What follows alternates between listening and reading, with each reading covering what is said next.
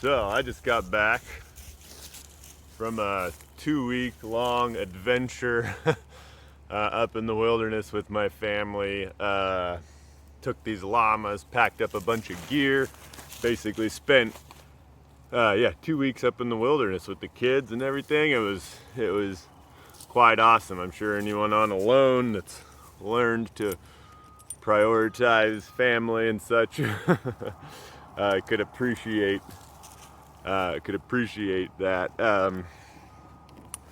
Anyway, it's something I've been wanting to do and want to continue to do. Get the family out there. Is when I ended my time on alone, I was, as much as I wanted to go home, I actually more wanted to wish the family could just go up there and join me. So I've been working to make that a reality. Anyway, it was a fun 2-week trip up into the back country with the llamas and stuff. I'll have more videos on that coming out. That said, I wasn't able to watch the final episode of Alone until just this morning. And fun episode, always the final episode. So I guess I'll start with Theresa, because she was the first to leave during this episode, but it starts with 3 of them left. And man, she's got a good attitude right up. She's had a good attitude the whole show, which has been really impressive. And I mean, she's hardcore, because it's a long time to go with so little food. She's gotten a lot of wild edibles and stuff, but obviously losing a lot of weight. They say she's at day 69, which is actually interesting, because she's down below 100 pounds. She lost 36 pounds. Just thought that was interesting, because on my season, Barry, in the same amount of time, lost 80 pounds. So just different metabolisms and body sizes starting out. I'm sure as a percentage of body weight, it was pretty similar, but yeah, intense. But anyway, she does great. I know she talks about a little bit as she's having her med check coming up, that, man, how cool would that be if this is the end. It's kind of fun to watch her, dream a little bit about maybe winning she does see the deer tracks, which that was an interesting moment. 60-something days in, you just wonder, that would be hard to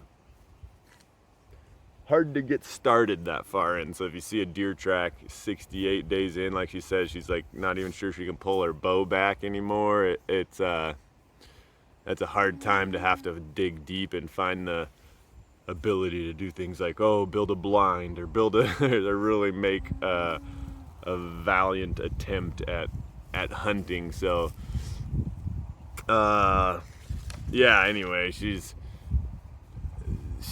probably not going to be able to lean into that. She talks about hoping she gets lucky, and that does happen. I think I've talked about this on this little video series before, but there's situations in the woods where you're rewarded for just basically being there, and it's almost everything besides that is just pure luck. I talked about that time a bear killed a moose right next to our hunting cabin in Siberia. It was like 100 yards from our cabin, boom, fresh full moose killed.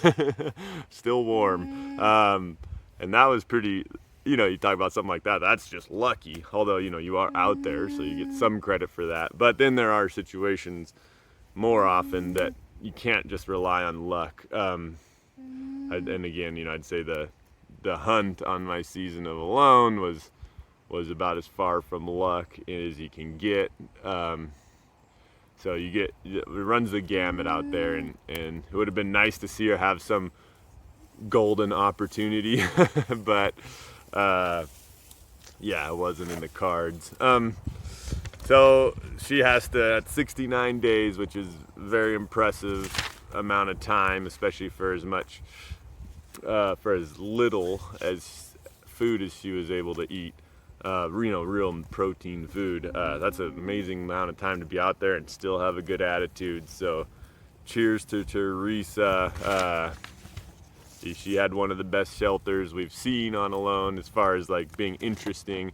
It would have been great to, I'd like to stay in it, see what it, see what the little pit house lives like, see how it is living in one. But it was cool to see something like that unique, and so kudos to her for that interesting contribution to Alone lore. Llama's upset up here. He wants to go down to his friends. You'll hear him moaning the whole time probably. But then we get to Biko, and man, he's a tough guy, man. I don't know who's eaten so little for so long. He didn't find any fish on the shore. He just has had so that they've shown, maybe he's got some stuff, but they've shown nothing really. So he's just out there on pure determination and toughness, and he talks about using his SAM rations, but honestly, he's been out there, something like 20 days longer than Sam, I think, was on season 5. So, man, that's tough. Nobody knows what that's like to go that long with really no food. He caught a tiny minnow at some point, and I don't know what else, just eating wild edibles. He goes for the bark soup, which is unenviable, and funnily, he describes it as a disaster of a meal, which I'm sure it was. I've, of course, tried some bark here and there, and it is bitter, astringent, and unpleasant to eat. I can't imagine having to try to survive off of it. We saw that guy, was it season 3, I think? Or no, it was season 5, who had to go out because he ate too much bark and it clogged up his gut. Yeah, terrible stuff to live off of. So Biko finds some wild onions, but this episode is about just him being tough, pushing himself as far as he physically possibly can, and for the sake of his family, his future family, and I got nothing but respect for him. Yeah, you don't want to risk it once you start having heart issues and stuff. Money's not worth it. But only admiration on my part for Biko and for his ability to push himself, and really tough it out. I know some people have set up a GoFundMe for him, which is nice. So feel free to look that up and pitch in if you want to help with his new little family. And it seems like it's got some traction, so that's cool to see. And anyway, Biko, you did everyone proud. It was a pleasure watching you out there. Good attitude. Good to see you grow as a person, and much respect. So hopefully things at home are good. I know it can be hard on the family, at home. So hopefully Aaron, did all right, pregnant for those few months while you were away, and hope things are going well now. And so yeah, we get to Clay. We finished his deer, so that's interesting. You get about a couple months of food off of a deer apparently. His net's not working. He's got to know when to fold him on that one, and he's just gonna hit the trapping and stuff hard, which is great to see. As usual, as Clay will do, is just continue to try to be productive, and that's what he's doing. And it is great to see he's got that fisher coming in, which that's a problem for sure. Really, all you can do in that situation is, if you can't hunt it like Clay can't there, is use pickup snares. But they're just so much more work to set, and depending on how high percentage you think your snare is going to be, you start to wonder, is it worth it or not to reset my snares as pickup snares, get it out of the reach of the fisher. But that said, even with the problem, Clay gets a couple. He's always going to be racing against that fisher. That thing knows now where the food's coming from, so he's going to keep running that trap line, and unless Clay does build some pickup snares, he's probably not gonna, it's just gonna be a 50-50 who gets to that thing first. And but man, he gets a couple, which is awesome. And he talks about wanting to eat the brain and the eyes now of the animals. And I'll say that was the one thing I was like, man, I wonder if that brain tanning, that deer hide was, that brain is just such good food. It's really the best part of any rabbit or deer or anything you get, because it's just, boom, that much fat, or well, that much maybe, depending on the size of the animal, but it's basically all fat. So, now he's really enjoying it, sucking those eyeballs and brains out of those rabbits, and he, well deserved. He's really continuing to produce, continuing to aim for, what he says at the end, the 90+ day mark. And, I'm sure he'll get there. He could get there, but as you can see, he doesn't need to. And so congratulations, Clay, you won 74 days. Very well done. Good performance in a tough environment.